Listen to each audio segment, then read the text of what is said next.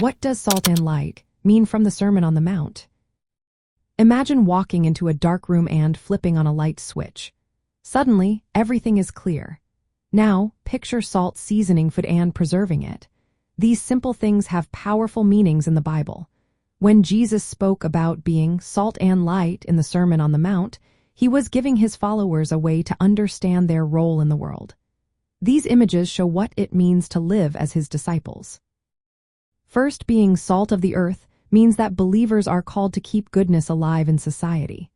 In Jesus' time, salt was used to preserve food and stop it from spoiling, especially in hot climates without refrigerators. So, when Jesus said his followers are salt, he meant they should help prevent moral decay. They are to act as a force that keeps society from falling apart morally and spiritually. Salt also adds flavor, so Christians are meant to bring positive influence and joy to the world around them. If they lose their saltiness or their effectiveness, they stop fulfilling their purpose of making life better and reflecting God's values. Next, being the light of the world points to the idea of guiding others. Light helps people see clearly and find their way in darkness. Jesus wanted his followers to live openly and honestly, showing God's truth through their actions. Just like a city on a hill cannot be hidden, believers are to live in a way that others can see and be inspired by.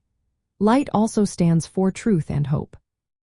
When Christians shine brightly, they expose wrongs like injustice and ignorance, helping others understand what is right and true. Their lives should point people toward God's love and moral clarity, helping them find their way out of darkness. Together, these images reminded believers that they are not meant to hide away. Instead, they should actively influence the world by doing good and shining God's truth. Living with integrity, kindness, justice, and faithfulness makes a difference. It encourages others and points them toward God's kingdom. Practically, this means staying true to your morals and not conforming to worldly values that go against God's ways. It involves acting justly, showing mercy, and living honestly in daily life. Your actions and character should be visible examples that inspire others to follow Jesus. Christians are responsible for influencing culture in ways that reflected God's love and truth. In the end, salt and light teach us that followers of Jesus are meant to preserve goodness and reveal God's truth in a world that often struggles with moral and spiritual darkness.